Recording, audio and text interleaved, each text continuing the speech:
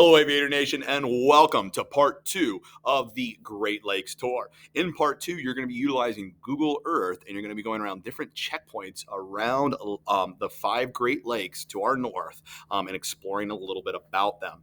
In part one, you watched a series of videos talking about the ecosystem of the Great Lakes and that we're trying to save the marshlands to protect our water supply because most of Ohio's water supply comes from the Great Lakes.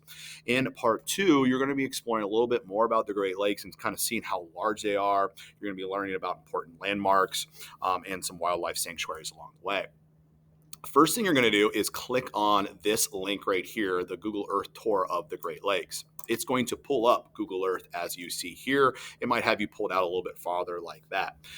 This is going to take some time to load. The Google Earth is a very it uses a lot of power on your laptops. So what I highly recommend you do is to X out of all the links on top or whatever you've got open, all your tabs, and only have 2 tabs open.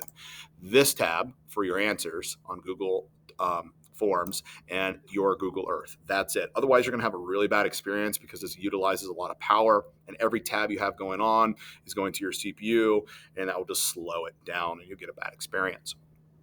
So the first thing you'll see is all these marks that I have created, all these places that you're going to check out. On the very first one, you are going to move in here to Lake Ontario, and this is the second one. You'll go into Niagara Falls. It's really awesome. Take your time on this project. Click around, look at all the pictures, scroll out, zoom in. There's a museum you can check out here. There's a Skylon Tower that's got beautiful views. You can just click through the pictures. If you click on the Horseshoe Falls in the upper right-hand corner, you can click through these images here. Check them out. They're beautiful. The scale, look at that one. On July 4th, they lit it up really pretty. It's excellent.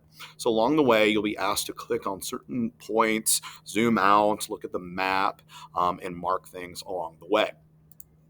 And you'll be doing that for all the 5 Great Lakes. Now, there's more than 5 stops because along the way you'll be checking out some different things along the lakes, like wildlife sanctuaries and maybe even a very important bridge at Mackinac Island. Aviators, enjoy part 2 of Google Earth tour of the Great Lakes. Mr. Little, out.